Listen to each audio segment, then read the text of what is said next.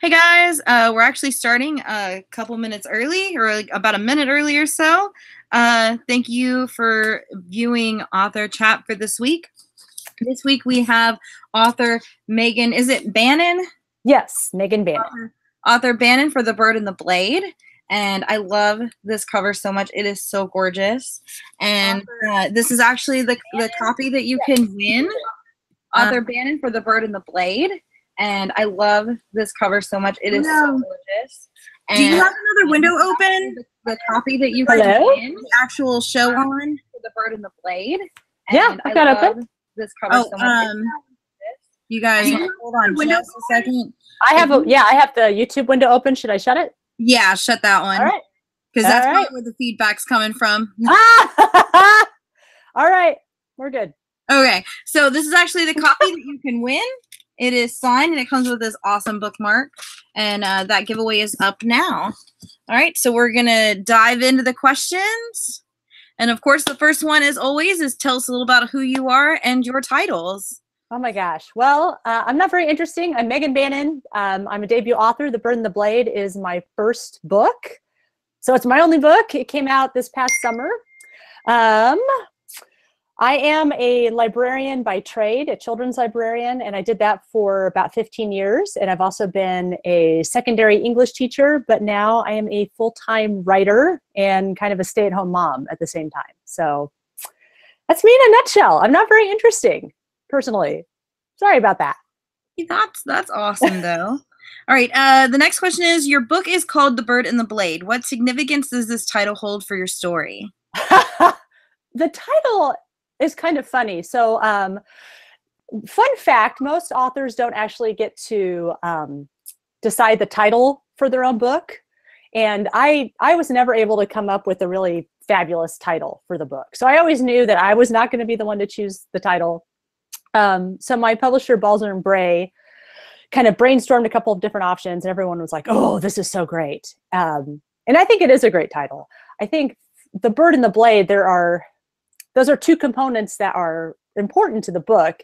The bird is not a literal bird. It's actually a nickname for the main character, Jinghua. Timur calls her Little Bird because she sings a lot. So she sings a lot, and so she's kind of the bird of the story. And the blade, I think you can look at that in more than one way. And it's kind of hard to talk about the blade part without being too spoilery. So I'm not going to delve into it too much, but I think there's actually kind of multiple references to a blade in the book. And I think the publisher really wanted to get at kind of both the gentleness of the book through the bird, but also kind of the gritty reality of the book through the blade. And I think it's a nice balance. What was kind of funny is that I am working on a fantasy novel that has a literal bird and blade that are both really important to the story.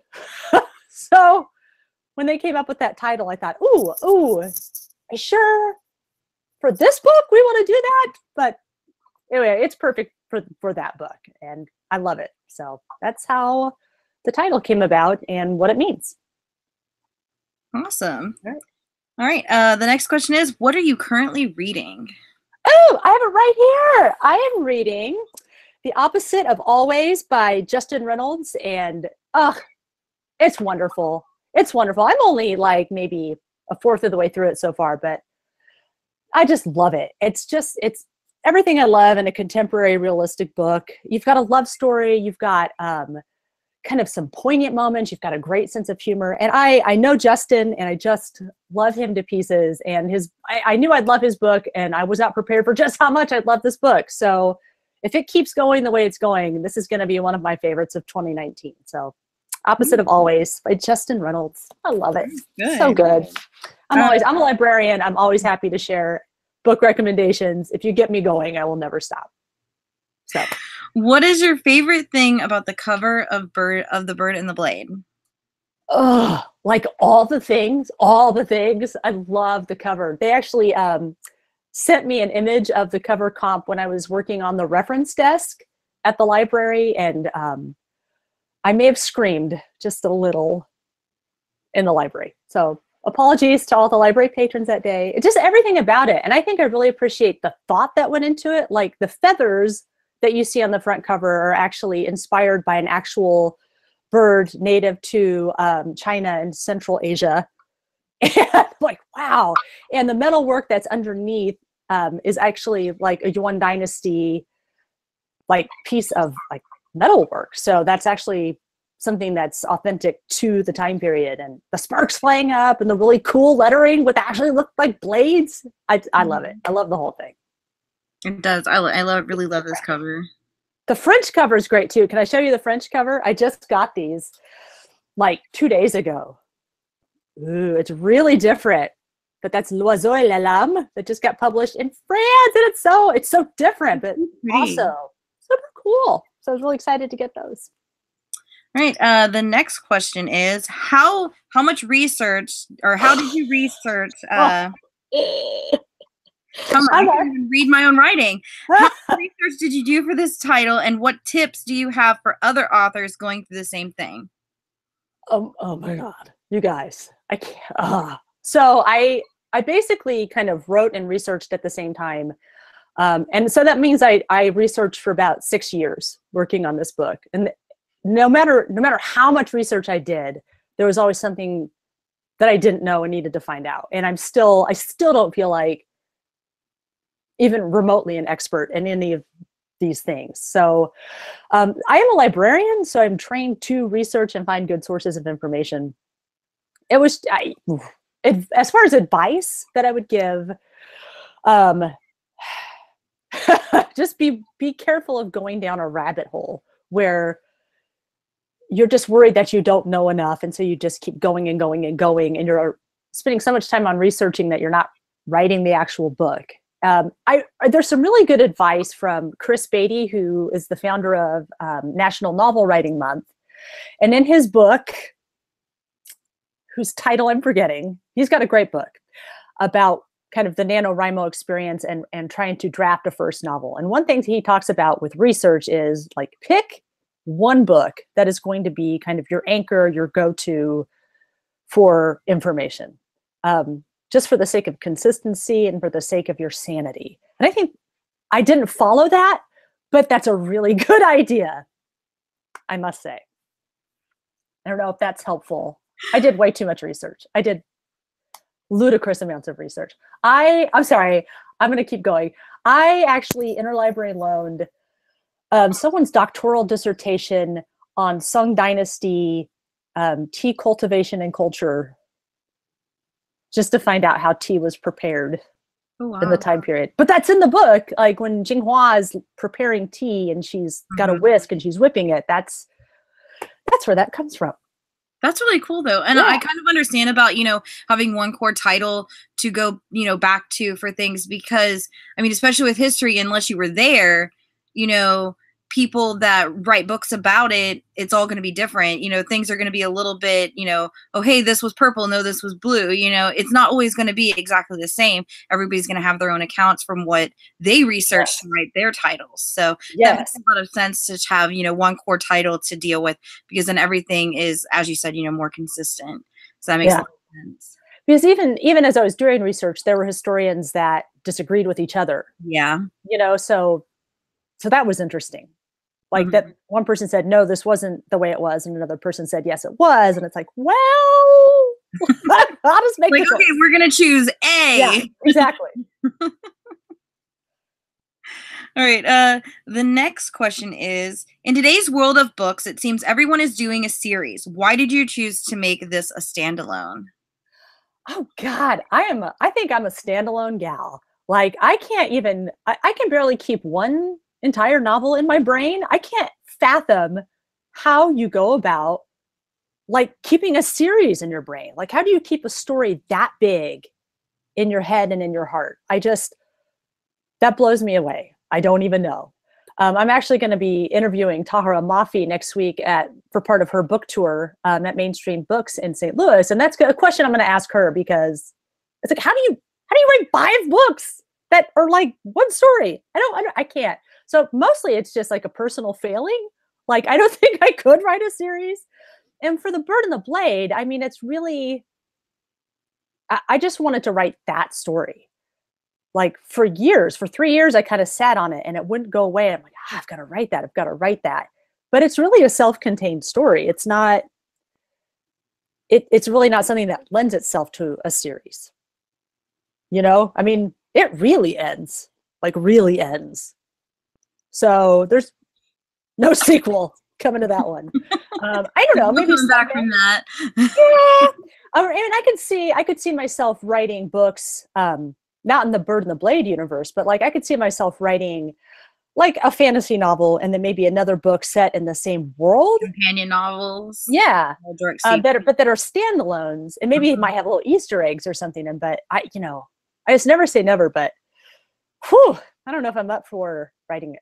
Right. I don't think I could write a series. Right. I imagine people like, Sarah J. Maas and stuff with their, massive series having like a wall with nothing but like postcards or something on it with all the different things that happened. Yeah. Like a timeline and all this stuff, because it's like, I can't keep it straight. And I've read those books like 2 or 3 times, and it's like, I don't know how authors do this to keep it all together. I would totally end up being the one that would, oh, this person is tied up in this one and start the next book. Oh, hey, they're free, but you don't know how. It's like, well, oops.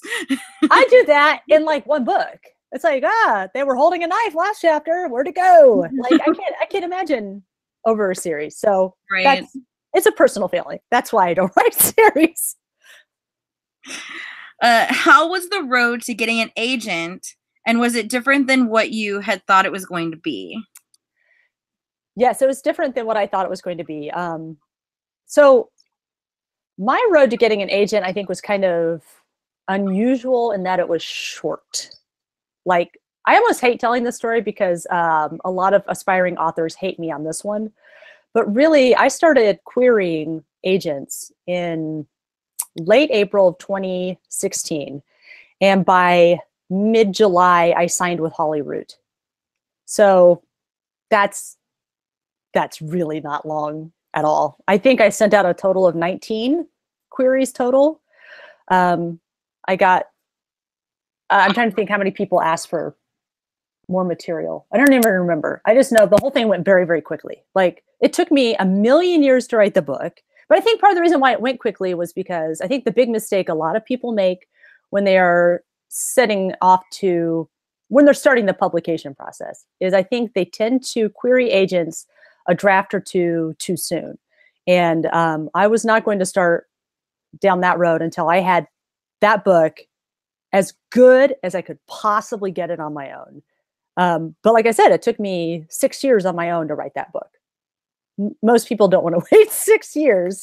And hopefully most of you are like skilled enough and talented enough and like better than I am and won't have to take 6 years. But for me, I think because I took so long to really make the product great, that the publication process went more quickly. Right. Mm-hmm. That makes sense. Yeah. Let's see. Keep losing my space. Do you have any new titles coming out that we should look out for? So, like in publishing, like you really can't. It's odd. I think a lot of people don't realize this. You can't talk about certain things unless they're like made official. So if I, like, hypothetically speaking, had another title coming out, I wouldn't be able to talk about it today. Did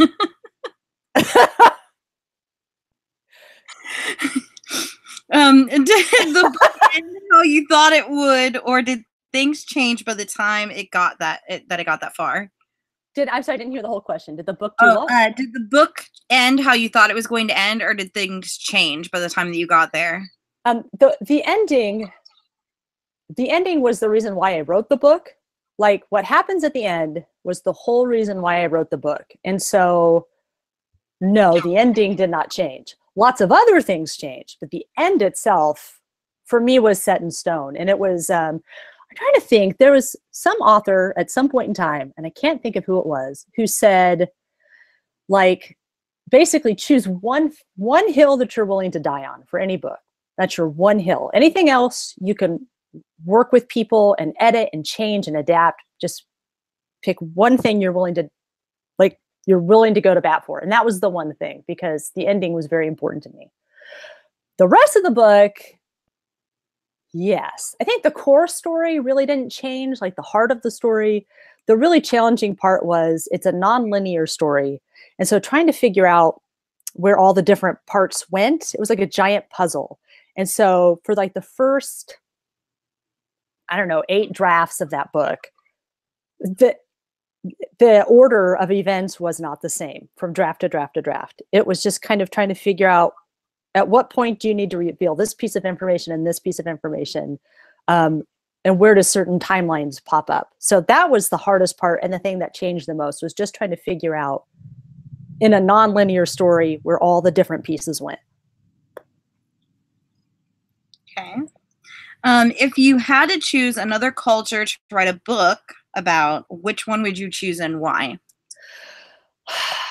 So I would be, no matter what, I'm always going to be hesitant. And I think any author should be hesitant to write about another culture or a culture other than your own. I did so. That was something I questioned very much before writing The Bird and the Blade. And I've had many story ideas that maybe might have involved another culture where I thought, oh, this is such a cool idea. And somebody who is not me should write it, because I'm not the right person to write that. So that one's just tricky. I think if anything, I would go ancient and like almost, I think it'd be interesting to do prehistoric or something along those lines. But as far as another culture, you know, I think it depends on the story. The Bird and the Blade for me is really not about the Mongol Empire, and it's not about what it means to be from the Song Dynasty. It's really a book about what it means to be a girl and the expectations that we put on girls. It's a metaphor for the female experience, not just in the Song Dynasty and not just in the Mongol Empire, but always and forever. And it's still here. And because that's what that book is about, that's why I kind of took the plunge. That was the thing I really cared about.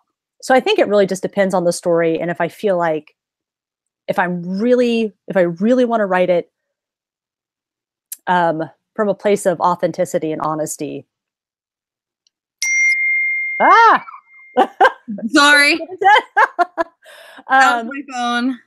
I feel like I'm rambling a little. So I guess right now I don't have any plans to write about another culture other than my own. But then again, I'm also not writing much about my own either, because I can't imagine anything more boring than writing about middle-aged, you know, cis-het, able-bodied white lady from Kansas City who's a librarian and a mom. Like, that's the last book I would want to read. So mostly right now I'm working on fantasies that may have elements of things from our world, but not necessarily linked to any particular culture. Mm-hmm. If that makes sense. Yeah. All right. Well, that is all of the questions that we have for you today. Thank you so much for coming on. Thank you for having me. No problem. All right. I'm going to switch back over here. Again, you guys can win this copy of The Bird and the Blade. And next week on Friday, we are actually having, if I can pick these up, Rosalind Eves will be coming on for her series, The Blood Rose Rebellion. This is a wonderful fantasy title, and I have she sent all 3 books to give away. So, whoop, whoop. Rosalind's a good friend of mine, so you definitely want to go hang out with Rosalind. I love these covers. They're beautiful. Rosalind's so great. I love her. I do kind of miss the blue one because I have an ARC of the first one, and it was blue. Mm-hmm. Kind of miss the blue just a little bit. I don't know. I like the white. But this looks nice. It looks really nice. It does. I have the same set right over there. So make sure to join us next week on Friday this time. And that is at sometime. Let me look it up here. That will be at 4 p.m. on Friday. So going to go during the week this time. And I hope you guys join us then. And thank you so much for coming on again, Megan. And we'll catch you guys later.